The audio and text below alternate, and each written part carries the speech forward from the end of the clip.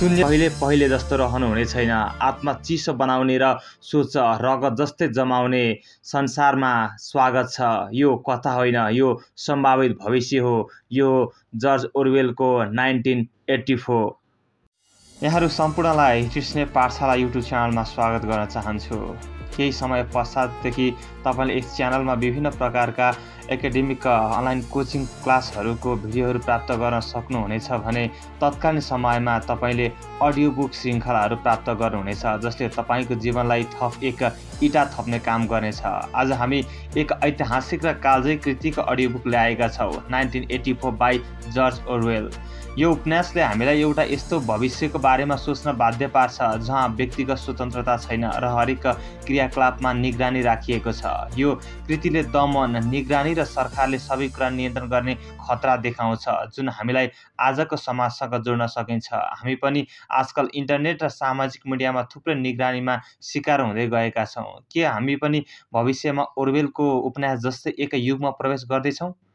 नेपाल जस्तो स्वतन्त्र र खुला समाजमा यो पुस्तकले हामीलाई चेतना दिलाउँछ कि हाम्रो स्वतन्त्रता र अधिकारहरूको मूल्य बुझ्नुपर्छ। यसले हामीलाई सोच्न बाध्य बनाउँछ कि हामीलाई हाम्रो समाजमा नागरिक स्वतन्त्रता, विचार व्यक्त गर्ने अधिकार र सूचना नियन्त्रणका चुनौतीहरू छैनन्।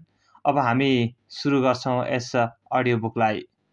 1984 यो अप्रिल महिनाको उज्यालो र चिसो दिन थियो र घडीहरूले 1 बजेको सङ्केत गरिरहेका थिए। विन्स्टन स्मिथ चिसो हावाबाट बस्न आफ्नो ठुट्टीको छातीमा गाड्दै छिटो गरी विक्टरी म्यान्सनको काँचको ढोकाबाट भित्र पस्यो, तर यति छिटो पनि भएन कि उसँगै धुलोका एक छोक्क पनि भित्र पस्न नपाओस्।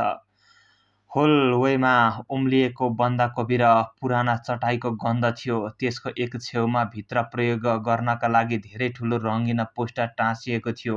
त्यो पोस्टरमा करिब 45 वर्षको उमेरको बाक्लो कालो जुङ्गा र कडा तर आकर्षक अनुहार भएको एक पुरुषको ठुलो अनुहार देखाइएको थियो। विन्स्टन सिँढी चढ्न लाग्यो। लिफ्ट प्रयोग गर्नुको कुनै अर्थ थिएन। सर्वोत्तम अवस्थामा पनि त्यो कमै चल्थ्यो र अहिले त दिनको समयमा विद्युत आपूर्ति नै काटिएको थियो। यो सबै हेटविकको तयारी स्वरूप अर्थतन्त्र बचत अभियानको हिस्सा थियो। उसको फ्ल्याट 7औं तलामा थियो र 39 वर्षीय विन्स्टन, जसको दाहिने खुट्टाको टेको मुनि सिरा फुलेको थियो, बिस्तारै चढ्दै बाटोमा धेरै पटक विश्राम गर्दै ऊ माथि पुग्यो। हरेक तलामा लिफ्ट स्याफ्टका ठिक अगाडि त्यो विशाल अनुहार भएको पोस्टरले पर्खालबाट उसलाई हेरिरहेको थियो। त्यो पोस्टर यति प्रकारको ले बनाइएको थियो कि जब तपाईँ हिँड्नुहुन्छ त्यहाँका अथवा त्यसका आँखाहरू तपाईँलाई पछ्याइरहेको जस्तो लाग्थ्यो। बिग ब्रदर तपाईँलाई हेरिरहेको छ, पोस्टरको तल लेखिएको थियो। फ्ल्याटभित्र एक गहिरो र समृद्ध आवाजले पिग आइरनको उत्पादनसँग सम्बन्धित केही आँकडाहरू पढिरहेको थियो। त्यो आवाज दायाँपट्टि पर्खालमा जडान गरिएको एक आयतकार धातुको पट्टीबाट आउँथ्यो, जुन धमिलो ऐना जस्तो देखिन्थ्यो। विन्स्टनले एउटा स्विच घुमायो, जसले गर्दा आवाज केही कम भयो। यद्यपि शब्दहरू अझै पनि बुझ्न सकिन्थ्यो। त्यो उपकरणलाई टेलिस्क्रिन भनिन्थ्यो। कम गर्न सकिन्थ्यो, तर पूर्ण रूपमा बन्द गर्न सकिने कुनै उपाय थिएन। उसले झ्यालतिर सरेर गयो। एक सानो कमजोर आकृति, उसको शरीरको दुब्लोपन, पार्टीको पोसाकका निलो ओभरअल्सले झनै प्रस्ट्याएको थियो। उसको कपाल धेरै फिक्का थियो। अनुहार स्वाभाविक रूपमा रक्तिम थियो। छाला मोटा, साबुन कुहिरोको रेजर ब्लेडहरू र भर्खरै समाप्त भएको जाडोको चिसोले खस्रो भएको थियो। बाहिर छ्यालको सिसाबाट हेर्दा पनि संसार चिसो देखिन्थ्यो। तल सडकमा साना हावाका भुमरीहरूले धुलो र च्यातिएका कागजहरूलाई घुमाइरहेका थिए र यद्यपि घाम लागिरहेको थियो र आकाश कठोर निलो थियो, त्यहाँ केही पनि रङ्ग देखिँदैनथ्यो सिवाय ती पोस्टरहरू जुन सबै ठाउँमा टाँसिएका थिए। कालो जुङ्गायुक्त अनुहारले प्रत्येक प्रमुख कुनामा तल हेरेको थियो। सिधै अगाडि रहेको घरको अगाडि एउटा पोस्टर थियो, बिग ब्रदर तपाईँलाई हेरिरहेको छ, क्याप्सनले भन्यो, जबकि ती गहिरा आँखाहरू विन्स्टनको आँखामा गहिरो गरी हेरेका थिए। सडकको स्तरमा अर्को पोस्टर एक कुनामा च्यातिएको हावामा अनियमित रूपमा फरफराइरहेको थियो, जसले पालैपालो इन्गोक अथवा आइएनजिओएससी भन्ने शब्दलाई ढाक्थ्यो र फेरि देखाउँथ्यो। टाढाको दूरीमा एउटा हेलिकप्टर छानाहरूको बीचमा तल झऱ्यो। एक क्षणका लागि निलो झिँगाझैँ होभर गर्यो र फेरि घुमाउरो जडानमा अथवा घुमाउरो उडानमा टाढा भयो। त्यो प्रहरी गस्ती थियो, मानिसहरूको झ्यालहरूमा झाँकिरहेको थियो, तर गस्तीहरू खासै महत्त्वपूर्ण थिएनन्, केवल विचार प्रहरी मात्र महत्त्वपूर्ण थिए। विन्स्टनको पछाडि टेलिस्क्रिनबाट आएको आवाज अझै पनि पिग आइरन र नवौँ 3 वर्षीय योजनाको अत्याधिक सफलताबारे बरबराइरहेको थियो। टेलिस्क्रिनले एकै समयमा प्राप्त र प्रसारण गर्न सक्थ्यो। विन्स्टनले गरेको कुनै पनि आवाज एकदमै सानो फुसफुसाहटभन्दा माथिको त्यसले टिप्थ्यो, साथै जबसम्म ऊ धातुको पट्टीले नियन्त्रण गरेको दृष्टिकोण क्षेत्रमा रहन्थ्यो, उसलाई सुन्न सकिन्थ्यो र देख्न पनि सकिन्थ्यो। पक्कै पनि तपाईँलाई कुनै पनि समयमा तपाईँलाई हेरिएको छ कि छैन भने थाहा पाउने कुनै तरिका थिएन। विचार प्रहरीले कुनै व्यक्तिको तारमा कतिपटक वा कुन प्रणालीमा जडान गर्थे भन्ने अनुमान मात्र गर्न सकिन्थ्यो। यो पनि सम्भव थियो कि उनीहरूले सबैलाई हेरिरहेका थिए, तर जुनसुकै बेला पनि उनीहरूले तपाईँको तारमा जडान गर्न सक्थे। तपाईँले बाँच्नु पर्थ्यो। बानीले जुन अन्ततः स्वाभाविक बन्यो, यस धारणामा कि तपाईँले गरेको हरेक आवाज सुन्ने गरिएको छ र अन्धकार बाहेक तपाईँको हरेक गतिविधि निरीक्षण गरिएको छ। विन्स्टनले आफ्नो पछाडि टेलिस्क्रिनतर्फ फर्केर उभिन सुरक्षित ठान्यो। यद्यपि उसलाई राम्रोसँग थाहा थियो कि पछाडि फर्किएको शरीरले पनि धेरै कुरा बताउन सक्छ। एकपटक 1 किलोमिटर टाढा सत्य मन्त्रालय छ। उसको कार्यस्थल मैला दृश्यमाथि विशाल सेतो भवनको रूपमा उभिएको थियो।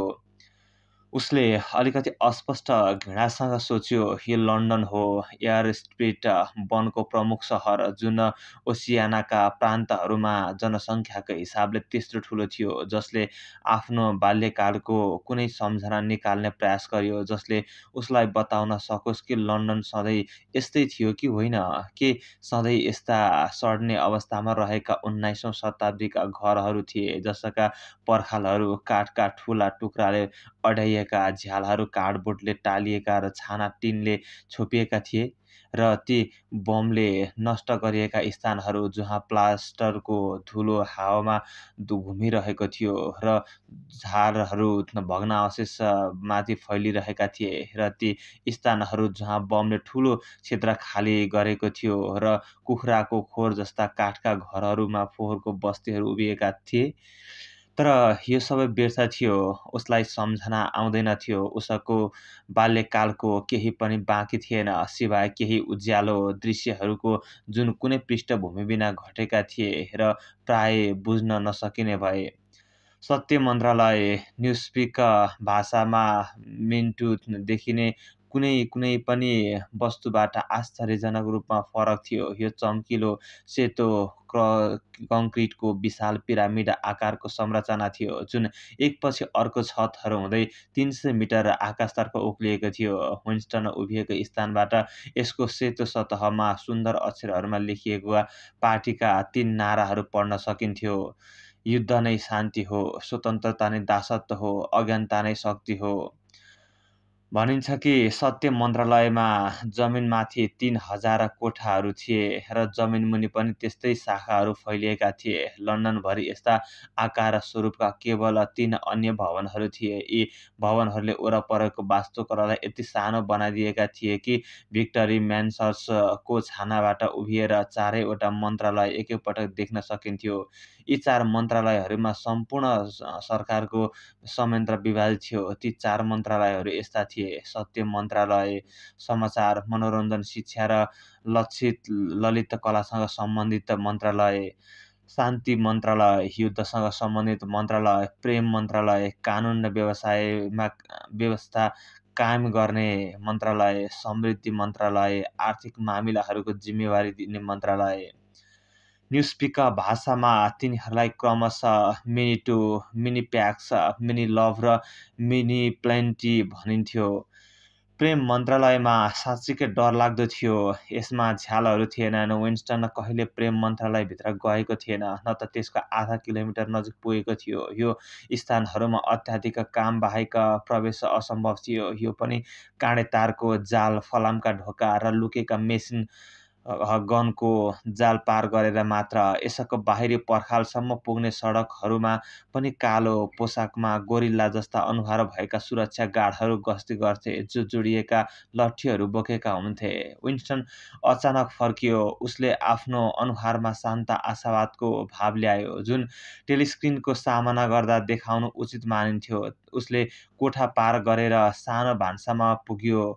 यस समयमा मन्त्रालय छोडेर उसले क्यान्टिनको खाना त्यागेको थियो र उसलाई थाहा थियो कि भान्सामा भोलिको बिहानको नास्ताका लागि बचाइएको गाढा रङको रोटीको टुक्रा बाहेक केही थिएन। उसले सेल्फबाट सेतो लेबल भएको रङहीन तरल पदार्थको बोतल झिक्यो, जसमा विक्ट्री जिन लेखिएको थियो। यसले चिनिया चामलको रक्सी जस्तो गनाउने बासिएको तेल गन्ध दिन्थ्यो। विन्स्टनले लगभग 1 कप जिन खन्यायो, आफूलाई झड्काको लागि तयार पार्यो र औषधि झैँ गिलास एकैचोटि स्वाट्ट पियो। एकैछिनमा उसको अनुहार रातो भयो र आँखाबाट आँसु बग्न थाल्यो। यो पदार्थ नाइट्रिक एसिड जस्तो थियो र यसलाई निल्दा पछाडिबाट रबरको लट्ठीले हिर्काएको जस्तो महसुस हुन्थ्यो। तर अर्को क्षणमा उसको पेटको जलन कम भएर संसार अलिक रमाइलो देखिन थाल्यो। उसले विक्ट्री सिगरेट्स लेखिएको च्यातिएको प्याकेटबाट एउटा सिगरेट निकाल्यो र लापरवाहपूर्वक सिधा राख्यो, जसले गर्दा सुर्ती जमिनमा खस्यो। अर्को प्रयासमा ऊ सफल भयो। ऊ फेरि बैठक कोठामा फर्कियो र टेलिस्क्रिनको बायाँपट्टि रहेको सानो टेबलमा बस्यो। टेबलको दराजबाट उसले एउटा पेन होल्डर, मसीको बोतल र रातो पछाडि र मर्मरको आवरण भएको बाक्लो चौकोस आकारको खाली किताब पनि निकाल्यो। कुनै कारणवश बैठक कोठामा रहेको टेलिस्क्रिन असामान्य स्थानमा थियो। सामान्यतया यो अन्त्यको पर्खालमा राखिन्थ्यो, जहाँबाट यसले सम्पूर्ण कोठालाई नियन्त्रण गर्न सक्थ्यो। तर यो लामो पर्खाल झ्यालको ठिक वरिपरि राखिएको थियो। यसले एक छेउमा एउटा सानो खाल्डो थियो, जहाँ अहिले विन्स्टन बसिरहेको थियो र जुन सम्भवतः फ्ल्याटहरू निर्माण गर्दा पुस्तकहरूको सेल्फ राख्नका लागि बनाइएको थियो। खाल्डोमा बसेर र पछाडि बसेर विन्स्टन टेलिस्क्रिनको दृष्टिकोणबाट बाहिर रहन सक्षम थियो। उसको आवाज सुन्न सकिन्थ्यो, तर उसले आफ्नो वर्तमान स्थानमा बसेसम्म उसलाई देख्न सकिँदैनथ्यो। कोठाको असामान्य भौगोलिक संरचनाले उसलाई अहिले गर्न लागेको कार्यको सुझाव दिएको थियो। तर यो विचार उसले दराजबाट निकालेको पुस्तकले पनि दिएको थियो। यो विशेष रूपमा सुन्दर पुस्तक थियो। यसको मृदु क्रिम जस्तो कागज, जुन उसले अलिकति पहेँलो भएको थियो, कम्तीमा 40 वर्षदेखि निर्माण गरिएको थिएन। तर उसले अनुमान गर्न सक्थ्यो कि पुस्तक अझ पुरानो थियो। उसले यो पुस्तक सहरको एउटा फोहोर इलाकाको सानो जङ्क सपको झ्यालमा देखेको थियो। ठ्याक्कै कुन इलाका थियो उसलाई अहिले सम्झना थिएन, तर तुरुन्तै यसलाई प्राप्त गर्ने तीव्र इच्छा भएको थियो। पार्टीका सदस्यहरूलाई सामान्य पसलहरूमा जान निषेध गरिएको थियो। मुक्त बजारमा कारोबार गर्नु अथवा स्वतन्त्र बजारमा कारोबार गर्नु भन्ने गरिन्थ्यो, तर यो नियम कडाइका साथ पालना गरिँदैनथ्यो, किनभने त्यहाँ विभिन्न वस्तुहरू जस्तै जुत्ताको डोरी र रेजर ब्लेडहरू, जुन अन्य तरिकाले प्राप्त गर्न असम्भव थियो। उसले छिटो सडकमा हिँडेर पसलभित्र पस्यो र $2.50 मा पुस्तक किन्यो। त्यस समयमा उसले यसलाई कुनै विशेष उद्देश्यका लागि चाहेको थिएन। उसले यसलाई आफ्नो ब्रिफकेसमा लुकाएर दोषी महसुस गर्दै घर ल्याएको थियो। यसमा केही लेखिएको नभए पनि यो एक आपत्तिजनक सम्पत्ति थियो। उसले गर्न लागेको कार्य डायरी खोल्नु थियो। यो गैर-कानुनी थिएन। कुनै पनि कुरा गैर-कानुनी थिएन, किनभने कुनै कानुनहरू थिएनन्। तर यदि पत्ता लाग्थ्यो भने यो निश्चित रूपमा मृत्युदण्ड वा कम्तीमा 25 वर्षको श्रम शिविरको सजाय दिइन्थ्यो। विन्स्टनले पेन होल्डरमा निब फिट गर्यो र त्यसको तेल हटाउन चुस्यो। पेन एक पुरानो उपकरण थियो जुन हस्ताक्षरहरूका लागि पनि कमै प्रयोग हुन्थ्यो र उसले यसलाई गोप्य रूपमा र केही कठिनाइका साथ प्राप्त गरेको थियो। केवल यो भावना भएकोले कि सुन्दर क्रिम जस्तो कागजमा वास्तविक निबले लेखिनुपर्छ। इङ्क पेन्सिलले खरुज गर्नुको सट्टा वास्तवमा ऊ हातले लेख्न अभ्यस्त थिएन। साना नोटहरू बाहेक सबै कुरा स्पिक राइटरमा डिटेक्ट गर्नु सामान्य थियो, जुन उसले अहिले गर्न लागेका उद्देश्यका लागि असम्भव थियो। उसले पेनलाई मसीमा डुबाएर 1 सेकेन्डका लागि हिचकिचायो। उसको पेटमा एक कम्पन गयो। कागजमा चिह्न लगाउनु निर्णायक कार्य थियो। सानो अल्मलिएको अक्षरहरूमा उसले लेख्यो, अप्रिल 4, 1984। उनी पछाडि बसे, पूर्ण असहायताको भाव र उनमा ओर्लिएको थियो। सुरुमा उनलाई यो 1984 नै हो भन्ने कुनै निश्चितता थिएन। यो मिति आसपास हुनुपर्छ, किनभने उनलाई आफ्नो उमेर 39 भएकोमा विश्वास थियो र उनलाई लाग्थ्यो कि उनको जन्म 1944 अथवा 1945 मा भएको थियो। तर आजकल कुनै पनि मितिलाई 1-2 वर्षभित्र निश्चित गर्न सम्भव थिएन। अचानक उनलाई लाग्यो, यो डायरी कसका लागि लेखिरहेका छन्? भविष्यका लागि, जन्मन बाँकीहरूका लागि? उनको मन पानामा लेखिएको शङ्कास्पद मितिको वरिपरि एकछिन घुम्यो र त्यसपछि न्युजपिकको शब्द डबली थिङ्कसँग ठोकियो। पहिलो पटक उनले जे कुरा सुरु गरेका थिए त्यसको विशालता उनलाई महसुस भयो। भविष्यसँग कसरी संवाद गर्न सकिन्छ? यो आफैमा असम्भव थियो। या त भविष्य वर्तमान जस्तै हुनेछ, जसमा उसको कुरा सुनिने छैन, वा यो त्यसभन्दा फरक हुनेछ र उनको अवस्था अर्थहीन हुनेछ। केही समयसम्म उनी कागजतिर मूर्खतापूर्वक हेरिरहे। टेलिस्क्रिन र सैन्य सङ्गीतको कर्कश धुनमा परिवर्तन भएको थियो। यो अनौठो थियो कि उनले आफूलाई व्यक्त गर्ने शक्ति मात्र गुमाएका थिएनन्, तर उनले मूल रूपमा के भन्न खोजेका थिए त्यो पनि बिर्सिसकेका थिए। विगतका हप्ताहरूमा उनले यो क्षणका लागि तयारी गरेका रहेछन् र उनको दिमागमा कहिल्यै यो कुरा आएन कि साहस बाहेक अरू केही चाहिन्छ। वास्तविक लेखन सजिलो हुनेछ। उनले गर्नुपर्ने भनेको वर्षौँदेखि उनको दिमागमा चलिरहेको अटुट अशान्त एकलापलाई कागजमा उतार्नु थियो। तर यो क्षणमा त्यो एकलाप पनि सुकिसकेको थियो। त्यसमाथि उनको भेरी गोस अल्सर असह्य रूपमा चिलाउन थालेको थियो। उनले त्यसलाई कन्याउन आँट गरेनन्, किनभने यदि उनले त्यसो गरे भने त्यो सधैँ सुनिन्थ्यो। सेकेन्डहरू बितिसकेका थिए। उनलाई अगाडिको खाली पानाको रिक्तता, उनको खुट्टाको माथिको छालाको चिलाइ, सङ्गीतको कर्कश आवाज र जिनले ल्याएको हल्का नसाबाहेक अरू केही चेतना थिएन। अचानक उनले पूर्ण आतङ्कमा लेख्न सुरु गरे। आफूले के लेखिरहेका छन् भन्ने कुराको अपूर्ण रूपमा मात्र सचेत थिए। उनको सानो तर बालिष्ठ हस्तलेखन पानामा माथि तल लडबडायो, सुरुमा ठुलो अक्षरहरू छोड्दै र अन्तमा पूर्ण विरामहरू पनि छोड्दै। अप्रिल 4, 1984। हिजो राति सिनेमामा गएँ। सबै युद्ध चलचित्रहरू एउटा धेरै राम्रो थियो। भूमध्य सागरमा कतै शरणार्थीले भरिएको जहाजमा बम खसालिएको। दर्शकहरू एक विशाल मोटो मानिस हेलिकप्टरबाट भाग्न खोज्दै तैरिरहेको दृश्यमा धेरै रमाए। सुरुमा तिमीले उसलाई पानीमा डल्फिन जस्तै लडिरहेको देख्यौ। त्यसपछि हेलिकप्टरको निशानाबाट उसलाई देख्यौ। त्यसपछि उनी छिद्र भएर उनको वरपरको समुद्र गुलाबी भयो र उनी अचानक डुबे, जस्तो कि ती छिद्रहरूले पानीभित्र पस्न दिएको थियो। उनी डुब्दा दर्शकहरू हाँस्दै चिच्याए। त्यसपछि तिमीले बच्चाहरूले भरिएको लाइफ बोट देख्यौ, जसको माथि हेलिकप्टर मडारिएको थियो। त्यहाँ एक मध्यम उमेरकी महिला थिइन्, सायद यहुदी थिइन्, जो ढुङ्गाको अगाडि बसिरहेकी थिइन्। उनको काखमा लगभग 3 वर्षको सानो केटो थियो।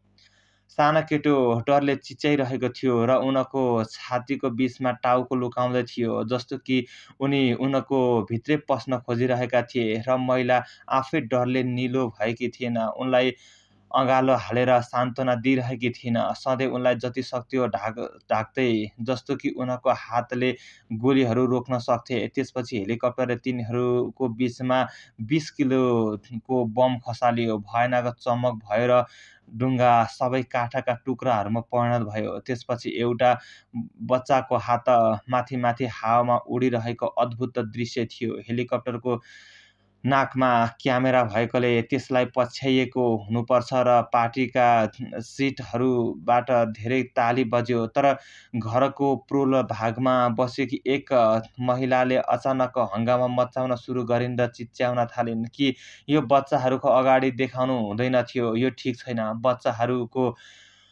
बच्चाहरूको अगाडि यो ठिक छैन। जबसम्म प्रहरीले उनलाई बाहिर निकालेनन्, मलाई लाग्दैन कि उनलाई केही भयो। प्रोलहरूले के भन्छन्, कसलाई वास्ता छैन। यो विशिष्ट प्रोल प्रतिक्रिया हो। उनीहरू कहिल्यै विन्स्टनले लेख्न रोकिदिए।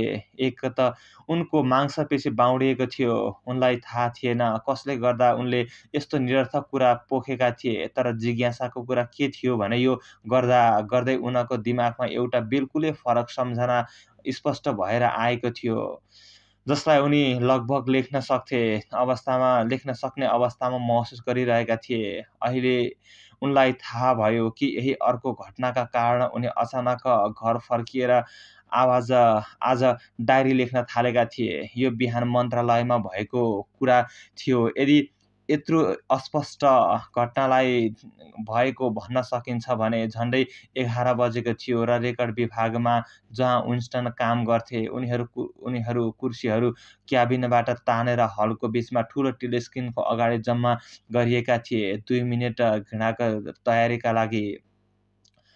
विन्स्टनको बीचका तारहरूमध्ये एकमा आफ्नो स्थान लिन लागिरहेका बेला 2 जना मानिसहरू जसलाई उनी चिने पनि बोलेका भने कहिले थिएनन्, अचानक कोठामा आए। तीमध्ये एक केटी थिए जसलाई उनी प्राय करिडोरमा भेट्थे। उनलाई केटीको नाम थाहा थिएन, तर थाहा थियो कि ऊ फिक्सन डिपार्टमेन्टमा काम गर्थे, सम्भवतः किनभने उनी कहिलेकाहीँ उसको हातमा तेल लागेको देख्ने र उसले एउटा रेन्च स्प्यानर बोकेको हुन्थ्यो। उसले कुनै मेकानिकल काम हुन्थ्यो, कुनै उपन्यास लेख्ने मेसिनमा। ऊ लगभग 27 वर्षकी, बाक्लो कपाल भएकी, चिट्ठा परेको अनुहार भएकी, छिटो र फुर्तिलो चाल भएकी केटी थिए। उसको ओभरअल्सको कम्मरमा एक पटकभन्दा बढी बेरिएको रातो पट्टी, जुन जुनियर एन्टी-सेक्स लीगको चिन्ह थियो, जति फुकिलो त थिएन जति कसिलो थियो कि उसको कम्मर र नितम्बहरूको आकृति झन् स्पष्ट देखिन्थ्यो। विन्स्टनले उनलाई पहिलोपल्ट देखेदेखि नै घृणा गरेका थिए। उनलाई त्यसको कारण थाहा थियो। त्यो थियो किनभने ऊ जहिले पनि आफूसँगै खेल मैदान, चिसो पानीले नुहाउने ठाउँ, साहसिक पैदल यात्रा र सफा सोचको भावना बोकेर हिँड्थे। उनी प्राय सबै महिलालाई र विशेष गरी जवान र राम्री महिलालाई घृणा गर्थे। सधैँजसो महिलाहरू, र त्यो पनि मुख्यतया जवान, पार्टीका सबैभन्दा कट्टर अनुयायी हुन्थे। नाराहरू जिउँदै निलेझैँ गर्थे, शङ्कास्पद गतिविधि खोज्ने र नास्तिक विचारहरूको अनुसरण गर्ने खालका। तर यो केटी केही अरूभन्दा बढी खतरनाक जस्ती लाग्थे। एकचोटि उनीहरू करिडोरमा जाँदै गर्दा उसले विन्स्टनलाई यस्तो चाँडो छेउबाट हेरेकी थिए कि त्यो नजरले उनलाई चिर्दै गएको जस्तो महसुस भएको थियो र एक क्षणका लागि उनी गहिरो डरले भरिएका थिए। उनको दिमागमा त्यो बेला यस्तो पनि आएको थियो कि सायद ऊ थर्ड पुलिसको एजेन्ट हुन सक्थे। यद्यपि त्यो सम्भावना कम नै थियो, तर पनि ऊ वरिपरि हुँदा विन्स्टनलाई सधैँ एक किसिमको असजिलोपन महसुस हुन्थ्यो, जसमा डर र वैरभाव दुवै मिसिएको हुन्थ्यो। अर्को व्यक्ति ओब्रायन नामक पुरुष थिए, जो इनर पार्टीका सदस्य थिए र यति महत्त्वपूर्ण र टाढाको पदमा थिए कि विन्स्टनलाई त्यसको प्रकृतिबारे अस्पष्ट जानकारी थियो। कुर्सीहरूको वरिपरि रहेका मानिसहरूको समूहमा एक क्षणिक मौनता छायो जब उनीहरूले इनर पार्टीको सदस्यको कालो ओभरअल आउँदै गरेको देखे। ओब्रायन ठुलो हिष्टपुष्ट पुरुष थिए जसको बाक्लो घाँटी र खस्रो हास्यपूर्ण क्रूर अनुहार थियो। उनको डरलाग्दो रूप रङको बावजुद उनमा व्यवहारको एक निश्चित आकर्षण थियो। उनले आफ्नो चस्मालाई नाकमा पुनः मिलाउने तरिका बेग्लै थियो, जुन अनौठो रूपमा निरस्त्र पार्ने कुनै परिभाषित गर्न नसकिने तरिकाले अनौठो रूपमा सभ्य थियो। यो यस्तो हावभाव थियो जसले यदि कसैले अझै पनि यस्ता शब्दहरूमा सोच्थ्यो भने 18औं शताब्दीको कुनै कुलीन व्यक्तिले आफ्नो स्नफक्स प्रस्ताव गरेको सम्झना गराउन सक्थ्यो। विन्स्टनले ओब्रायनलाई सायद 1 दर्जन पटक लगभग त्यति नै वर्षमा देखेका थिए। उनी उप्रति गहिरो रूपमा आकर्षित थिए र त्यो केवल उनको सहरी व्यवहार र उनको पुरस्कार र लडाकुको शारीरिक बनावट बीचको विरोधाभासले मोहित भएकोले मात्र थिएन। धेरैजसो यो उनको गुप्त विश्वास वा सायद विश्वास पनि नभएर केवल आशाको कारण थियो कि ओब्रायनको राजनीतिक शुद्धता पूर्ण थिएन। उनको अनुहारमा केही कुराले यो कुरालाई प्रतिरोधी रूपमा सुझाव दिएको थियो र फेरि सायद उनको अनुहारमा लेखिएको गैर शुद्धता पनि थिएन, केवल बुद्धिमत्ता थियो। तर जे भए पनि उनी यस्तो व्यक्ति जस्ता देखिन्थे जससँग तपाईँ कुरा गर्न सक्नुहुन्छ। यदि कसैले टेलिस्क्रिनलाई छल्न सक्थ्यो र उनलाई एक्लै भेट्न सक्थ्यो। विन्स्टनले यो अनुमानलाई पुष्टि गर्न कुनै पनि सानो प्रयास गरेका थिएनन्। वास्तवमा त्यसो गर्ने कुनै उपाय पनि थिएन। यस क्षणमा ओब्रायनले आफ्नो घडीमा देखे कि यो लगभग 11 बजेको थियो र स्पष्ट रूपमा रेकर्ड विभागमा 1 मिनेटको घिडा समाप्त नहुन्जेल बस्ने निर्णय गरे। उनले विन्स्टनको पङ्क्तिमा 2 स्थान टाढा कुर्सी राखे। विन्स्टनको छेउको क्युबिकलमा काम गर्ने एक सानो बालुवा रङको कपाल भएको महिला उनीहरूको बीचमा थिइन्। कालो कपाल भएको युवती तुरुन्तै पछाडि बसिरहेकी थिइन्। अर्को क्षणमा कोठाको अन्त्यमा रहेको ठूलो टेलिस्क्रिनमा एक भयानक चर्को भाषण जस्तो कि कुनै तेल नहालेको विशाल मेसिन चलिरहेको हो फुट्यो। यो यस्तो आवाज थियो जसले दाँतहरूमा तनाव ल्याउँथ्यो र घाँटीको पछाडिको रौँहरू ठाडो बनाउँथ्यो। घृणा सुरु भएको थियो सबैलाई। सामान्य रूपमा जनताको शत्रु इम्मानुएल गोल्डस्टाइनको अनुहार स्क्रिनमा चम्कियो। दर्शकहरूका बीचमा यहाँ त्यहाँ सिस्कारहरू सुनिए। सानो बालुवा रङको कपाल भएको महिलाले डर र घृणाको मिश्रित चित्कार निकालिन्। गोल्डस्टाइन एक पाखण्डी र पछाडि फर्कने व्यक्ति थिए जो कति समय पहिले कसैलाई ठ्याक्कै सम्झना थिएन। पार्टीको प्रमुख व्यक्तिहरूमध्ये एक थिए, लगभग बिग ब्रदरकै स्तरमा, र त्यसपछि उनले क्रान्ति विरोधी गतिविधिहरूमा भाग लिए, मृत्युदण्डको सजाय पाए र रहस्यमय रूपमा भागेर गायब भए। 2 मिनेटको घृणाको कार्यक्रम दिनदिनै फरक हुन्थ्यो, तर कुनै पनि कार्यक्रममा गोल्डस्टाइन प्रमुख व्यक्ति थिएनन्। उनी प्रारम्भिक गद्दार थिए, पार्टीको शुद्धताको प्रारम्भिक दृष्टिकर्ता, पार्टी विरुद्धका सबै पछिल्ला अपराधहरू, विश्वासघात, तोडफोड, विधर्म, विचलनहरू उनको शिक्षाबाट प्रत्यक्ष रूपमा उत्पन्न भएका थिए। कतै न कतै उनी अझै जीवित थिए र आफ्ना षड्यन्त्रहरू रचिरहेका थिए, सायद समुद्र पार कतै आफ्ना विदेशी मालिकहरूको संरक्षणमा, वा सायद जस्तो कि कहिलेकाहीँ हल्ला चल्थ्यो ओसियानामै कुनै लुकेको ठाउँतिर।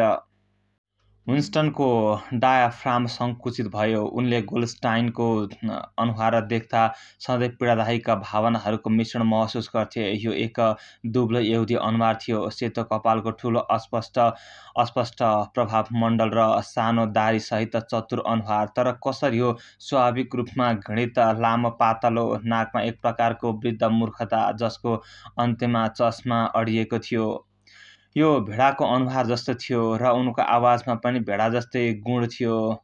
गोल्डस्टाइनले पार्टीको सिद्धान्तहरूमा आफ्नो सामान्य विषाक्त आक्रमण गरिरहेका थिए, जो आक्रमण यति अतिशयोक्तिपूर्ण र विकृत थियो कि बच्चाहरूले पनि यसलाई बुझ्न सक्थे, तर यति विश्वसनीय कि कम तर्कशील मानिसहरू यसबाट प्रभावित हुन सक्थे भन्ने डरलाग्दो भावना उत्पन्न हुन्थ्यो। उनले बिग ब्रदरलाई गाली गरिरहेका थिए, पार्टीको तानाशाहीको निन्दा गरिरहेका थिए, युरेसियासँग तुरुन्त शान्तिको माग गरिरहेका थिए। अभिव्यक्ति स्वतन्त्रता, प्रेस स्वतन्त्रता, सभा स्वतन्त्रता, विचार स्वतन्त्रताको वकालत गरिरहेका थिए। उनले हिस्सीमा चिच्याइरहेका थिए कि क्रान्तिलाई धोका दिएको छ र यो सबै तीव्र बहुपदात्मक भाषणमा जुन पार्टीका वक्ताहरूले सामान्य शैलीको एक प्रकारको नक्कल थियो र यसमा न्युस्पिक शब्दहरू पनि थिए। वास्तवमा कुनै पनि पार्टी सदस्यले सामान्य जीवनमा प्रयोग गर्ने भन्दा धेरै न्युस्पिक शब्दहरू सधैँ गोल्डस्टाइनको भ्रामक कुराले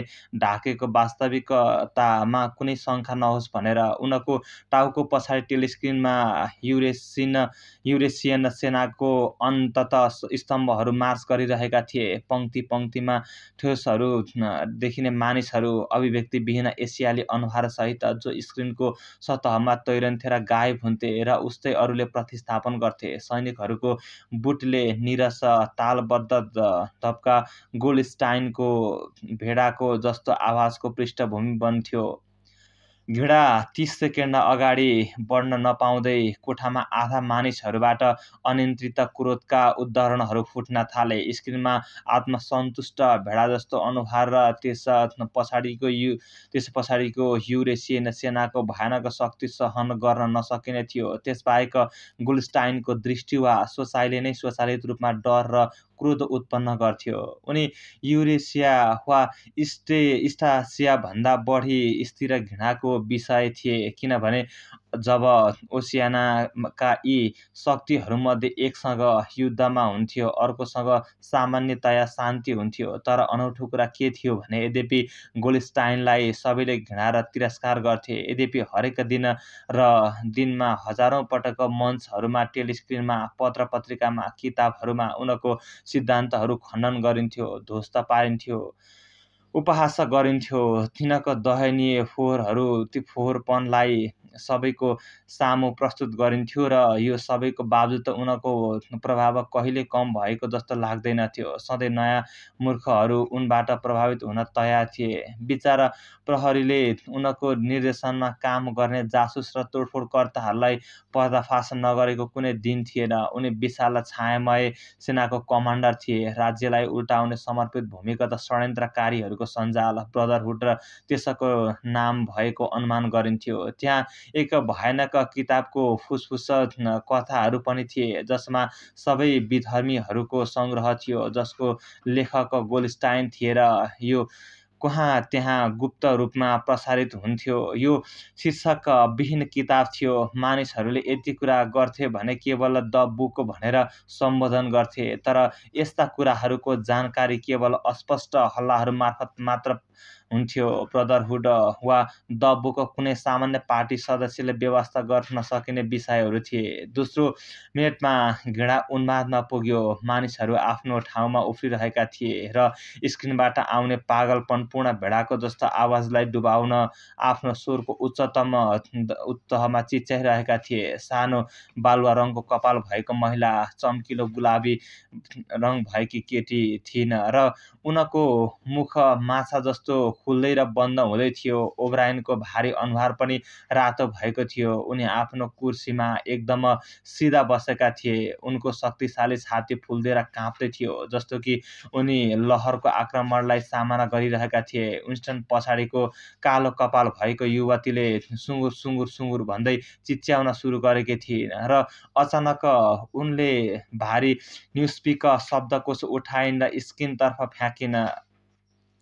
यो गोल्डस्टाइनको नाकमा ठोकियो र उछिट्यो। आवाज अविचलित रूपमा जारी रह्यो। एक स्पष्ट क्षणमा विन्स्टनले पाए कि उनी अरूझैँ चिच्याइरहेका थिए र आफ्नो कुर्सीको खुट्टामा हिंस्रक रूपमा हिलले ठोक्दै थिए। 2 मिनेटको घृणाको भयानक कुरा यो थिएन कि तपाईँलाई भूमिकामा खेल्न बाध्य पारिन्थ्यो, बरु यो भाग लिनबाट जोगिन असम्भव थियो।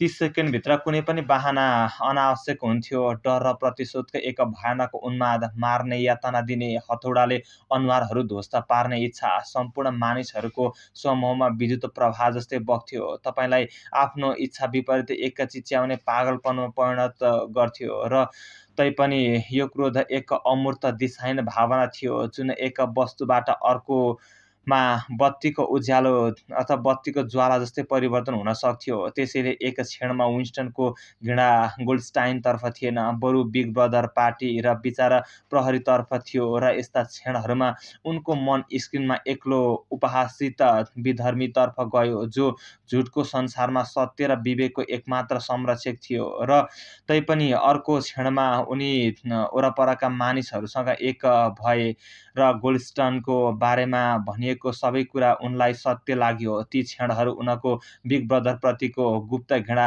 पूजामा परिवर्तन हुन्थ्यो र बिग ब्रदर एक अझ निडर संरक्षकको रूपमा उभिएको जस्तो लाग्थ्यो, एसियाको भिड विरुद्ध चट्टान जस्तै उभिएको। र गोल्डस्टाइन उनको एकान्त असहाय र उनको अस्तित्वमाथिको शङ्काका बावजुद कुनै भयानक जादुगर जस्तो लाग्थ्यो, जसले आफ्नो आवाजको शक्तिले सभ्यताको संरचनालाई ध्वस्त पार्न सक्थ्यो। कहिलेकाहीँ स्वैच्छिक प्रयासले आफ्नो घृणालाई यता वा उता मोड्न सम्भव थियो। अचानक जसरी कसैले दुःख स्वप्नमा तकियाबाट टाउको झड्कार्छ, विन्स्टनले स्क्रिनको अनुहारबाट आफ्नो घृणालाई पछाडिको कालो कपाल भएका युवतीतर्फ स्थानान्तरण गर्न सफल भए। उनको दिमागमा जीवन्त सुन्दर भ्रमहरू चम्किए।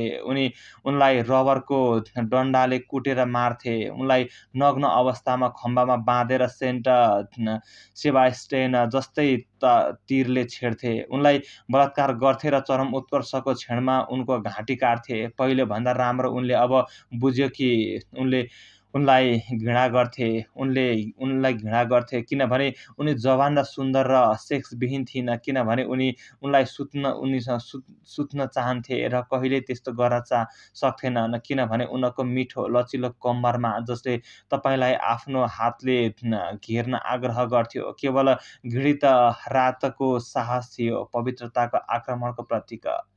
घृणा आफ्नो चरम उत्कर्षमा पुग्यो।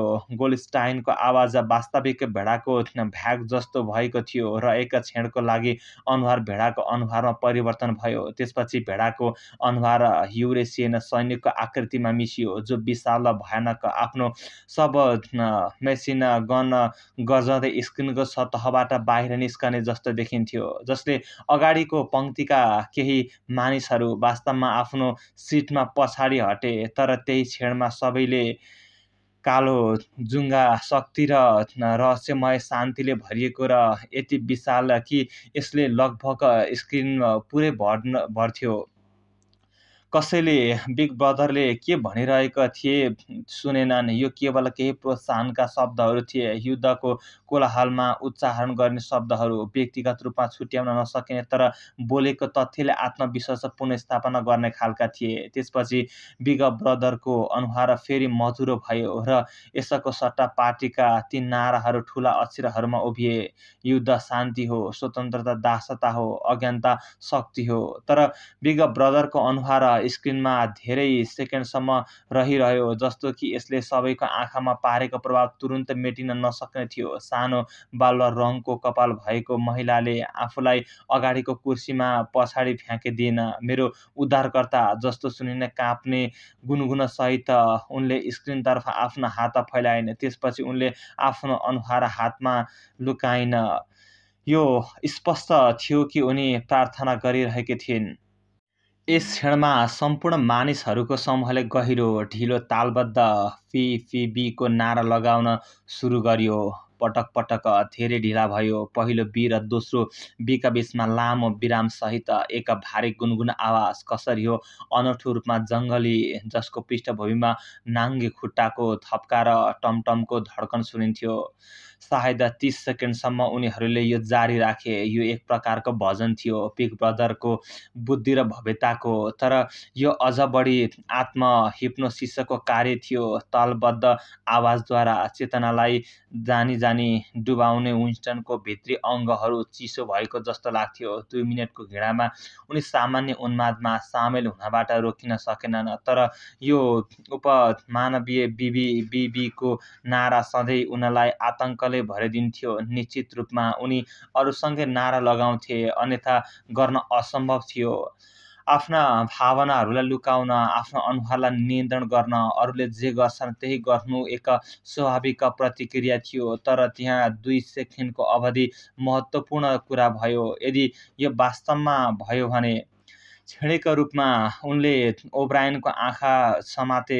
ओब्रायन उभिएका थिए। उनले आफ्नो चस्मा निकालेका थिए र आफ्नो विशेष हावभावले नाकमा पुनः मिलाउँदै। तर त्यहाँ 1 सेकेन्डको अंश थियो जब उनीहरूको आँखा जुधे र त्यो हुन्जेल विन्स्टनले जान्यो हो, उनले जान्यो कि ओब्रायनले उही कुरा सोचिरहेका थिए। एक अस्पष्ट सन्देश आदान-प्रदान भएको थियो, यो जस्तो कि उनीहरूको 2 दिमाग खुलेका थिए र विचारहरू उनीहरूको आँखा मार्फत एकबाट अर्कोमा बगिरहेका थिए। "म तिमीसँग छु," ओब्रायनले उनलाई भनिरहेको जस्तो लाग्थ्यो। "मलाई ठ्याक्कै थाहा छ तिमीले के महसुस गरिरहेका छौ। मलाई तिम्रो तिरस्कार, तिम्रो घृणा, तिम्रो घिनको बारेमा सधैँ थाहा छ।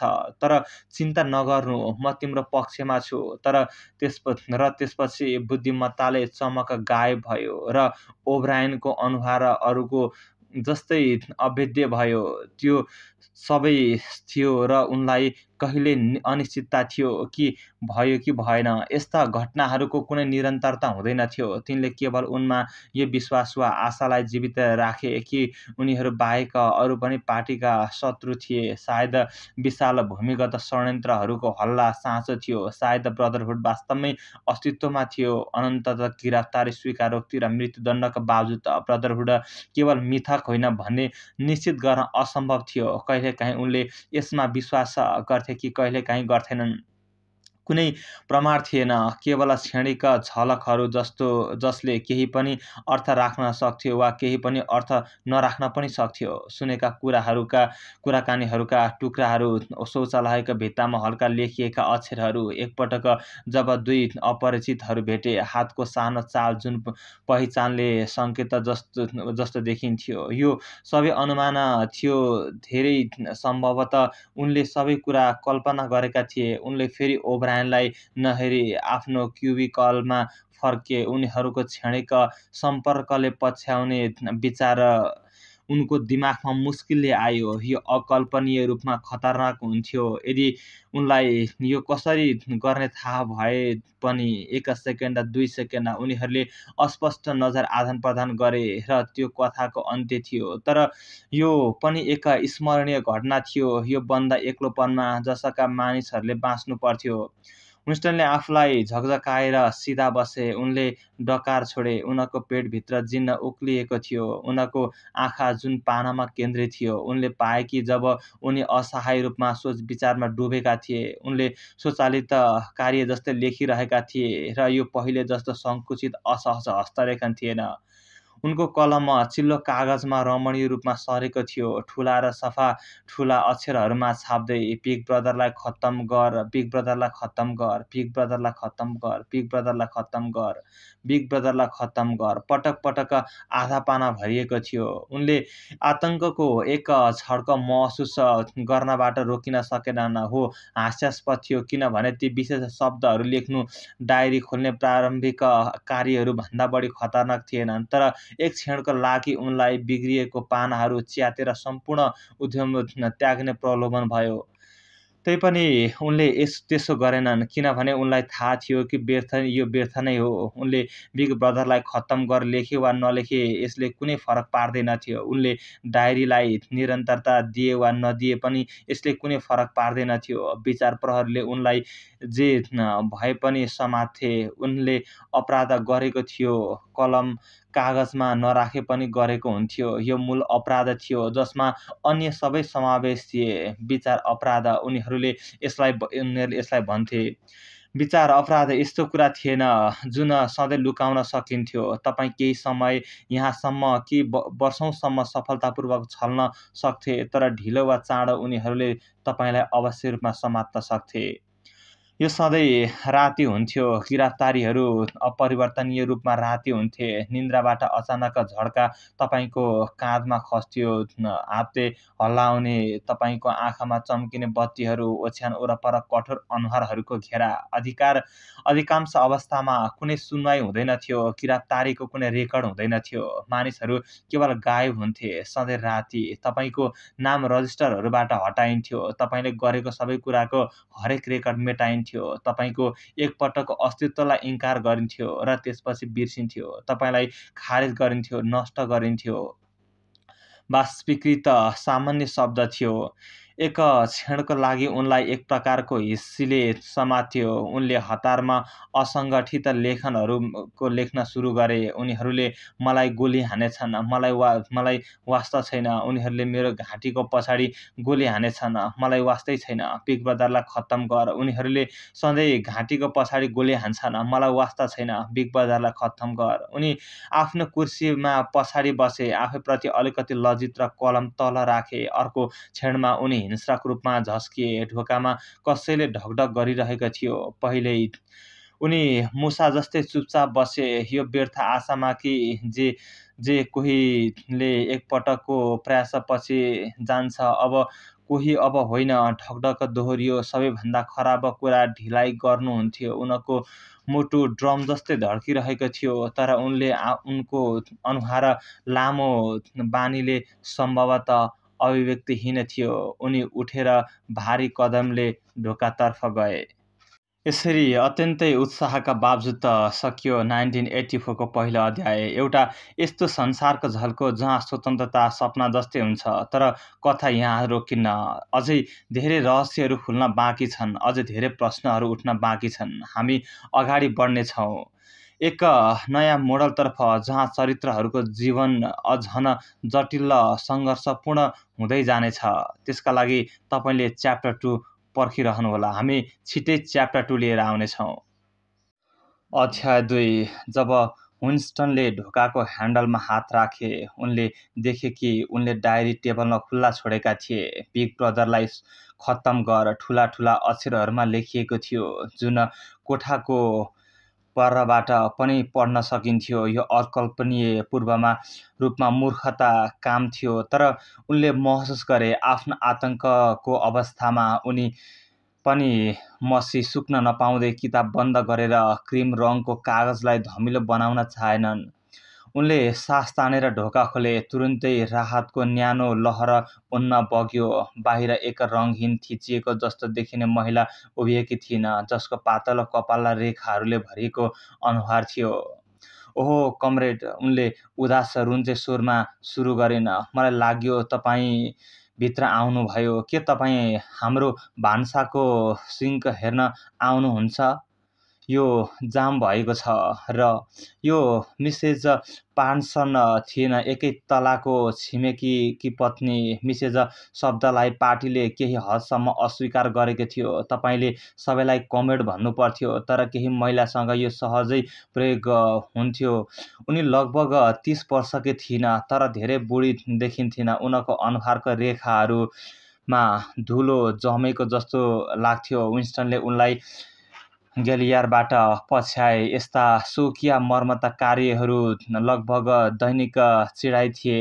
विजय भवनहरू पुराना फ्ल्याटहरू थिए, सन् 1930 वा त्यस आसपास बनेका र भत्किँदै गएका थिए। छत र भित्ताहरूबाट प्लास्टर निरन्तर झरिरहन्थ्यो। हरेक कठोर जाडोमा पाइपहरू फुट्थे, हिउँ पर्दा छत चुहिन्थ्यो। ताप प्रणाली सामान्य आधा पङ्क्तिमा शक्तिमा चल्थ्यो, जब यो पूर्ण रूपमा अर्थतन्त्रको कारणले बन्द हुँदैनथ्यो। मर्मत कार्यहरू तपाईँले आफ्नै गर्न सकिने बाहेक टाढाका समितिहरूद्वारा स्वीकृत हुनुपर्थ्यो, जसले झ्यालको सिसा मर्मत गर्न पनि 2 वर्षसम्म ढिलाइ गर्न सक्थे।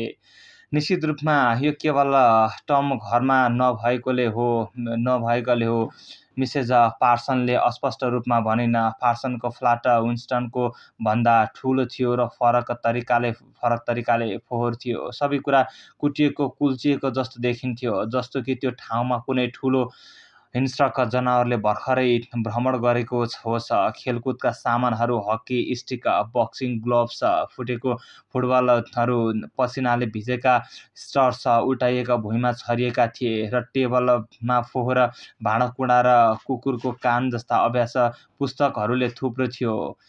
भित्तामा युथ लिग र स्पाइसका रातो ब्यानरहरू थिए र बिग ब्रदरको पूर्ण आकारको पोस्टर। भवनमा सामान्य उमालेको बन्दा कोपीको गन्ध थियो, तर यो पसिनाको तिखो गन्धले छिडिएको थियो जुन पहिलो सुँघाइमा नै थाहा हुन्थ्यो। यद्यपि कसरी भन्न गाह्रो थियो, यो त्यस्तो व्यक्तिको पसिना थियो जो यति बेला उपस्थित थिएन। अर्को कोठामा कसैले कङ्गी र टोयलेट पेपरको टुक्राले टेलिस्क्रिनमा आइरहेको सैन्य सङ्गीतसँग ताल मिलाउने प्रयास गरिरहेको थियो।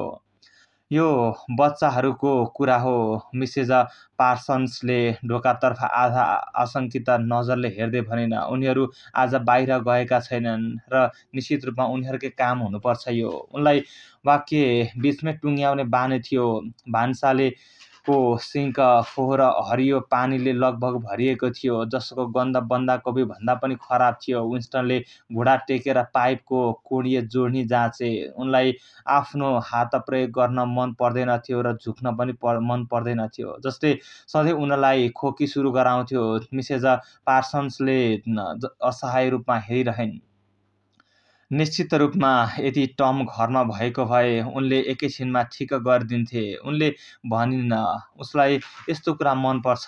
उनी आफ्नो हातले धेरै राम्रो काम गर्न सक्छन्। टम पार्सन्स विन्स्टनका सत्य मन्त्रालयका सहकर्मी थिए। उनी मोटा र सक्रिय व्यक्ति थिए, जसमा लकवाग्रस्त मूर्खता र मूर्ख उत्साहको थुप्रो थियो। ती पूर्ण रूपमा प्रश्न नगर्ने समर्पित कामदारहरूमध्ये एक, जसमा विचार प्रहरी भन्दा पनि बढी पार्टीको स्थिरता निर्भर थियो। 35 वर्षको उमेरमा उनलाई युथ लिगबाट अनिच्छापूर्वक हटाइएको थियो र युथ लिगमा स्नातक हुनुअघि उनले कानुनी उमेरभन्दा 1 वर्ष बढी स्पाइसमा रहन सफल भएका थिए। मन्त्रालयमा उनलाई बुद्धि आवश्यक नपर्ने कुनै अधीनस्थ पदमा राखिएको थियो, तर अर्कोतर्फ उनी खेलकुद समिति र सामुदायिक पदयात्रा, स्वस्फूर्त प्रदर्शन, बचत अभियान र सामान्य शैक्षिक गतिविधिहरू आयोजना गर्ने अन्य समितिहरूमा अग्रणी व्यक्ति थिए। उनले पाइपको सासको बिचमा शान्त गर्वका साथ बताउँथे कि उनले विगत 4 वर्षदेखि हरेक साँझ सामुदायिक केन्द्रमा उपस्थित जनाएका थिए। उनको जीवनको कठिनताको अचेतन गवाही स्वरूप पसिनाको जबरजस्त गन्ध, जहाँ एक पनि उनलाई पछ्याउँदैनथ्यो र उनले गएपछि बाँकी सबै सकिने गर्थ्यो। तपाईसँग रेन्ज छ? विन्स्टनले कोणीय जोड्नीको नटसँग खेल्दै सोधे। रेन्ज? मिसेज पार्सनले तुरुन्तै कमजोर हुँदै भनिन्। मलाई थाहा छैन, पक्का थाहा छैन। सायद बच्चाहरूसँग छ कि? बुटहरूले धप्का र कङ्गीले अर्को ध्वनिको साथ बच्चाहरू बैठक कोठामा दौडिए। Mrs पार्सन्सले ranch ल्याइन्। विन्स्टनले पानी बाहिर निकाले र घिँडा साथ पाइप जाम गर्ने मानव कपालको गुजुल्टो हटाए। उनले ट्यापको चिसो पानीमा सकेसम्म आफ्नो औँलाहरू सफा गरेर अर्को कोठामा फर्के।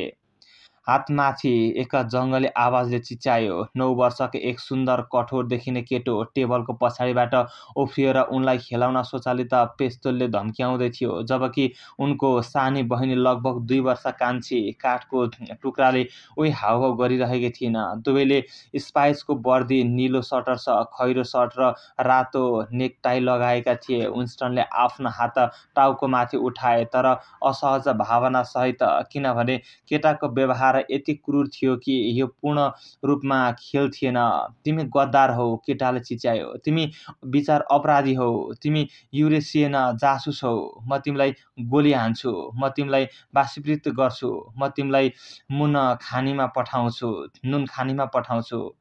अचानक दुवै उनको वरिपरि उफ्रिरहेका थिए, गद्दार र बीचमा अपराधी भन्दै चिच्याउँदै। सानी केटीले आफ्नो दाइको हरेक चालको नक्कल गरिरहेकी थिइन्। यो कसरी हो अलिकति डरलाग्दो थियो, जस्तो कि बाघका बच्चाहरूको उफ्राइ जो चाँडै मान्छे खाने बाघमा परिणत हुनेछन्। केटाको आँखामा एक प्रकारको गणनात्मक क्रूरता थियो। विन्स्टनलाई हिर्काउन वा लात हान्न स्पष्ट इच्छा र लगभग त्यसो गर्न पर्याप्त ठूलो भएको चेतना। यो राम्रो थियो कि उसले समातेको वास्तविक पिस्तोल थिएन, विन्स्टनले सोचे। मिसेस पार्सन्सले को आँखा विन्स्टन र बच्चाहरूको बीचमा घबराएर डुलिरह्यो। बैठक कोठाको राम्रो उज्यालोमा उनले चासो साथ देखे कि उनको अनुहारको रेखाहरू वास्तवमै धुलो थियो। उनीहरू धेरै कोलाहल गर्छन्, उनले भनिन्। उनीहरू झुन्याउने हेर्न जान्न नपाएकोले निराश छन्। त्यही मलाई उनीहरूलाई लैजान फुर्सद छैन। टम र कामबाट समयमा फर्किँदैनन्। हामी किन झुन्याउने हेर्न पाएनौँ? केटाकेटीहरूले आफ्नो ठुलो स्वरमा गर्जिए। झुन्याउने हेर्न चाहनुहुन्छ अथवा झुन्याउने खेल हेर्न चाहन्छु, सानी केटीले उफ्राउँदै नारा लगाएन। केही युरेसियन कैदीहरू युद्ध अपराधका दोषी त्यो साँझ पार्कमा झुन्याइनेछन्। विन्स्टनलाई सम्झना भयो, त्यो लगभग महिनामा एक पटक हुन्थ्यो वा यो लोकप्रिय तमासा थियो। बच्चाहरूमा सधैँ त्यसलाई हेर्न लैजान हल्ला गर्थे। उनले मिसेस पार्सन्ससँग बिदा लिएर ढोकातर्फ लागे, तर उनले गलियारमा 6 कदम पनि नपुग्दै उनको घाँटीको पछाडि केहीले हान्यो, जुन अत्यन्त पीडादायक प्रहार थियो। यो जस्तो कि तातो तारले उनलाई घोचेको होस्। उनी ठिक समयमा फर्किएर देखे कि मिसेस पार्सन्सले आफ्नो छोरालाई ढोकाभित्र तान्दै थिइन्, जबकि केटाले गुलेली जेबमा राख्दै थियो। गोल्डस्टाइन! ढोका बन्द हुँदा केटाले चिच्यायो, तर विन्स्टनलाई सबैभन्दा चकित पार्ने कुरा महिलाको खैरो अनुहारमा देखिएको असहाय डरको भाव थियो।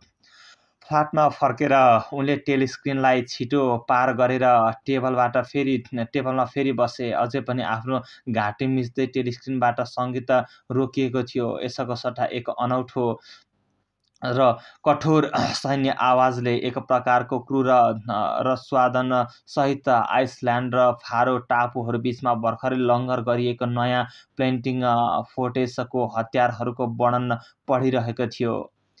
यी बच्चाहरूसँग उनले सोचे, ती दुखी महिलाको जीवन आतङ्कले भरिएको हुनुपर्छ। अर्को 1 वर्ष, 2 वर्ष र उनीहरूले उनलाई रात-दिन गैर शुद्धताको लक्षणहरूका लागि निगरानी गर्नेछन्। आजकल प्राय सबै बच्चाहरू भयानक थिए। सबैभन्दा खराब कुरा यो थियो कि स्पाइज जस्ता सङ्गठनहरूमार्फत उनीहरूलाई व्यवस्थित रूपमा अनियन्त्रित साना जङ्गलीहरूमा परिणत गरिएको थियो। र तैपनि उनले उनीहरूमा पार्टीको अनुसन्धान विरुद्ध विद्रोह गर्ने कुनै प्रवृत्ति उत्पन्न गरेनन्। त्यसको विपरीत उनीहरूले पार्टी र यससँग सम्बन्धित सबै कुरालाई पूजा गर्थे। गीतहरू, जुलुसहरू, ब्यानरहरू, पदयात्रा, नक्कली र राइफल सहितको तालिम, नाराहरूको चिच्याइ, बिग ब्रदरको पूजा, यो सबै उनीहरूका लागि एक प्रकारको गौरवपूर्ण खेल थियो। उनीहरूको सबै क्रूरता बाहिरतर्फ मोडिएको थियो। राज्यहरू, शत्रुहरू, विदेशीहरू, गद्दारहरू, तोडफोडकर्ताहरू, विचार अपराधीहरू विरुद्ध 30 वर्षभन्दा माथिका मानिसहरूका लागि आफ्नै बच्चाहरूसँग डराउनु लगभग सामान्य थियो। र यो राम्रो कारण पनि थियो, किनभने कुनै हप्ता यस्तो बित्दैन थियो जसमा द टाइम्समा कुनै चोरले सुनेको सानो जासुस बालनायक सामान्य शब्द थियो। यसले कुनै सम्झौता गर्ने टिप्पणी सुनेर आफ्नो अभिभावकलाई विचार प्रहरीमा उजुरी नगरेको होस्। गोलीको चोट कम भएको थियो। उनले आधा मनको कलम उठाए। डायरीमा केही लेख्न सकिन्छ कि भनेर सोच्दै थिए। अचानक उनले फेरि ओब्रायनको बारेमा सोच्न सुरु गरे। वर्षौं पहिले कति समय होला, 7 वर्ष हुनुपर्छ। उनले सपना देखेका थिए कि उनी पूर्ण अन्धकार कोठामा हिँडिरहेका थिए र उनको छेउमा बसेको कसैले उनलाई जाँदा भनेको थियो, हामी त्यहाँ भेट्नेछौँ जहाँ अन्धकार छैन। यो धेरै चुपचाप, लगभग सहजै भनिएको थियो, आदेश होइन, कथन। उनले रोकिन बिना हिँडिरहे। अनौठो कुरा के थियो भने त्यसबेला सपनामा ती शब्दहरूले उनलाई खासै प्रभाव पारेनन्। ती केवल पछि र बिस्तारै तिनले महत्त्व ग्रहण गरेको जस्तो लाग्थ्यो। उनले अब सम्झन सकेनन् कि यो सपना देख्नु अघि वा पछि उनले ओब्रायनलाई पहिलो पटक देखेका थिए, न त उनले कहिले ती आवाजलाई ओब्रायनको भनेर पहिचान गरेका थिए भनेर सम्झन सके। तर जे भए पनि पहिचान भएको थियो, यो ओब्रायन थिए जसले अन्धकारबाट उनलाई बोलेका थिए। विन्स्टन कहिले निश्चित हुन सकेनन्। यो बिहानको आँखाको चमकपछि पनि यो निश्चित गर्न असम्भव थियो कि ओब्रायन मित्र थिए वा शत्रु। न त यो खासै महत्त्वपूर्ण लाग्यो। उनीहरू बिचको समझदारीको एक सम्बन्ध थियो जुन स्नेह वा पक्षपातभन्दा महत्त्वपूर्ण थियो। हामी त्यहाँ भेट्नेछौँ जहाँ अन्धकार छैन, उनले भनेका थिए। विन्स्टनलाई यो कुराको अर्थ थाहा थिएन, केवल यो कि कुनै न कुनै तरिकाले सत्य हुनेछ। टेलिस्क्रिनको आवाज रोकियो। एक स्पष्ट र सुन्दर तुरहीको धुन स्थिर हावामा तैरियो। आवाजले कर्कश रूपमा निरन्तरता दियो। ध्यान, कृपया तपाईँको ध्यान। मालवार मोर्चाबाट यो क्षणमा एक समाचारमा चमक आएको छ। दक्षिण भारतमा हाम्रा सेनाले गौरवपूर्ण विजय प्राप्त गरेका छन्। मलाई यो भन्न अनुमति दिएको छ कि हामीले अब रिपोर्ट गरिएको कारबाहीले युद्धमा यसको अन्त्यको मापन योग्य दूरीभित्र ल्याउन सक्छ। यहाँ समाचार एकदमै उत्कृष्ट छ। खराब समाचार आउँदैछ, विन्स्टनले सोचे, र निश्चित रूपमा युरेसियन सेनाको विनाशले रक्तरञ्जित वर्णनपछि मारेको र कैदीहरूको आश्चर्यजनक सङ्ख्यासहित अर्को हप्तादेखि चक्लेट रासन 30 ग्रामबाट 20 ग्राममा घट्ने घोषणा आयो। विन्स्टनले फेरि डकार छोडे। जिनको प्रभाव कम हुँदै थियो। उनलाई रित्तिएको महसुस भयो। टेलिस्क्रिन सायद विजयको उत्सव मनाउन, सायद गुमेको चक्लेटको सम्झनालाई डुबाउन।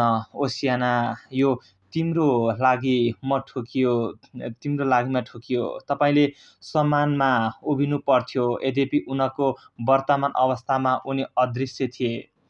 ओसियाना, यो तिम्रो लागि। हल्का सङ्गीतमा परिवर्तन भयो। विन्स्टन टेलिस्क्रिनलाई पछाडि राख्दै झ्यालतर्फ गए। दिन अझै चिसो र स्पष्ट थियो। कतै टाढा एक रकेट बम नीरस गुन्जने गर्जनसहित विस्फोट भयो। हाल लन्डनमा हप्तामा लगभग 20 वा 30 यस्ता बमहरू खसिरहेका थिए। तल सडकमा हावाले च्यातिएको पेस्टोललाई यताउता फहरायो र आइएनजिओसीको शब्द कहिल्यै देखिन्थ्यो, कहिले गायब हुन्थ्यो। इङ्सकका पवित्र सिद्धान्तहरू, न्युस्पिक, डबल नथिङ, विगतको परिवर्तनशीलता। उनलाई लाग्यो कि उनी समुद्रको तलको जङ्गलमा हराइरहेका छन्, एक राक्षसी संसारमा हराएका छन् जहाँ उनी आफै राक्षस थिए। उनी एक्लै थिए। विगत मरेको थियो, भविष्य अकल्पनीय थियो। उनलाई के निश्चितता थियो कि अहिले जीवित एकमात्र मानव प्राणीहरू उनको पक्षमा छन् र प्राणीको प्रभुत्व सधैँ रहिरहने छैन भन्ने कसरी थाहा पाउने? उनी प्रश्न गर्थे। जवाफ जस्तै सत्य मन्त्रालयको सेतो अनुहारमा ती नाराहरू उनको दिमागमा फेरि फर्किए। युद्ध शान्ति हो, स्वतन्त्रता दासता हो, अज्ञानता शक्ति हो। उनले आफ्नो खल्तीबाट 25 सेन्टको सिक्का निकाले। त्यहाँ पनि सानो स्पष्ट अक्षरहरूमा ती नाराहरू लेखिएका थिए र सिक्काको अर्को पाटोमा बिग ब्रदरको टाउको थियो। सिक्काबाट पनि आँखाहरूले तपाईँलाई पछ्याउँथे। सिक्काहरूमा, टिकटहरूमा, किताबका कभरहरूमा, ब्यानरहरूमा, पोस्टरहरूमा र सिगरेटको प्याकेटको बाहिरी आवरणमा, हरेक ठाउँमा। सधैँ आँखाहरूले तपाईँलाई निगरानी गर्थे र आवाजले तपाईँलाई हेर्थ्यो। सुत्दा वा जाग्दा, काम गर्दा वा खाना खाँदा, घरभित्र वा बाहिर नुहाउँदा वा ओछ्यानमा। कुनै उम्कने ठाउँ थिएन। तपाईँको खोपडीभित्रको केही घन सेन्टिमिटर बाहेक केही पनि तपाईँको आफ्नो थिएन। सूर्य घुमिसकेको थियो र सत्य मन्त्रालयका अनगिन्ती झ्यालहरू, जसमा अब उज्यालो चम्किरहेको थिएन, किल्लाको झ्याल जस्तै डरलाग्दा देखिन्थे। उनको मन विशाल पिरामिड आकार अघि डरले काँप्थ्यो। यो धेरै बलियो थियो। यसलाई आँधीले उखेल्न सक्थेन। 1000 रकेट बमले पनि यसलाई भत्काउन सक्थेन। उनले फेरि सोचे, उनले यो डायरी कसका लागि लेखिरहेका छन्? भविष्यका लागि, विगतका लागि, एक काल्पनिक युगका लागि। र उनको अगाडि मृत्यु होइन, विनाश थियो। डायरी खरानीमा परिणत हुनेछ र उनी आफै बाफ्समा उनले लेखेको कुरा केवल विचार र प्रहरीले पढ्नेछन्, उनीहरूले यसलाई अस्तित्व र सम्झनाबाट मेट्नेछन्। जब तपाईँको कुनै निशाना कागजमा लेखिएको गुमनाम शब्द पनि भौतिक रूपमा बाँच्न सक्दैन, तब तपाईँ कसरी भविष्यलाई अपिल गर्न सक्नुहुन्छ? टेलिस्क्रिनले 14 बजायो अथवा 2 बजायो, उनले 10 मिनेट छोड्नुपर्ने भयो। उनलाई 14:30 सम्म अथवा 2:30 सम्म काम गर्नुपर्थ्यो। अनौठो रूपमा घन्टीको आवाजले उनमा नयाँ जोस भरेको जस्तो लाग्यो। उनी एक्लो भूत थिए, एक सत्य बोल्दै थिए जुन कसैले कहिले सुन्ने छैन। तर जबसम्म उनले यो बोले कुनै अस्पष्ट तरिकाले निरन्तर टुटेको थिएन, तपाईँलाई सुनाएर होइन, बरु विवेकपूर्ण रहँदै मानव सम्पदालाई निरन्तरता दिन्छ। उनी टेबलमा फर्के, आफ्नो कलम डुबाएर पुनः लेख्न थाले। भविष्य वा विगतलाई, त्यो समयलाई जब विचार स्वतन्त्र हुन्छ, जब मानिसहरू एक अर्काबाट फरक हुन्छन् र एक्लै बाँच्दैनन्, त्यो समयलाई जब सत्य अस्तित्वमा हुन्छ र गरिएको कुरा पूर्ववत गर्न सकिँदैन। एकरूपताको युगबाट, एकाकीपनको युगबाट, बिग ब्रदरको युगबाट, डबल थिङ्कको युगबाट अभिवादन। उनी पहिल्यै मरेका थिए, उनले सोचे। उनलाई लाग्थ्यो कि अब जब उनले आफ्नो विचारहरूलाई स्पष्ट रूपमा व्यक्त गर्न सुरु गरेका थिए, तब उनले निर्णायक कदम चालेका थिए। हरेक कार्यका परिणामहरू त्यही कार्यमा समावेश हुन्छन्, उनले लेखे। विचार अपराधीले मृत्युलाई निम्त्याउँदैन, विचार अपराध नै मृत्यु हो।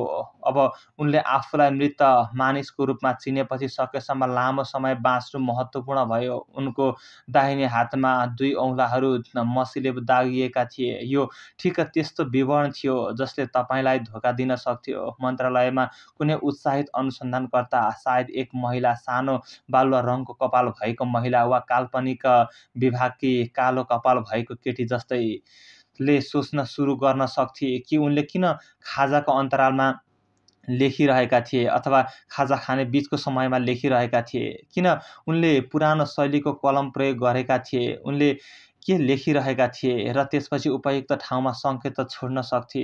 उनी बाथरुममा गएर खस्रो गाढा खैरो साबुनले मसीलाई सावधानीपूर्वक मेटे, जुन रेग माल जस्तै तपाईँको छालालाई रगड्थ्यो र त्यसले यो उद्देश्यका लागि उपयुक्त थियो। उनले डायरीलाई दराजमा राखे। यसलाई लुकाउने सोच्नु पूर्ण रूपमा व्यर्थ थियो, तर उनले कम्तीमा यो थाहा पाउन सक्थे कि यसको अस्तित्व पत्ता लाग्थ्यो कि लागेन। पानाको किनारमा राखिएको कपाल धेरै स्पष्ट थियो। उनले आफ्नो औँलाको टुप्पाले सेतो धुलोको पहिचानयोग्य कण उठाएर कभरको कुनामा राखे। जहाँ यति किताब हल्लियो भने यो निश्चय रूपमा झर्नेछ। यो एक क्लासिक उपन्यास भएको कारणले गर्दाखेरि यो अत्यन्तै लामो छ, जुन एउटा विश्वभरि नै बहुत चर्चित उपन्यास पनि हो। यसको भर्खर हामीले पार्ट 1 र पार्ट 2 वाचन गर्न सक्यौँ। यसका थुप्रै अंशहरू बाँकी छन् जसले अन्तिमसम्म सुनिसक्दा तपाईँको मथिङ्गल हल्लाउनेछ। हामी पार्ट 2 छिटै लिएर आउनेछौँ।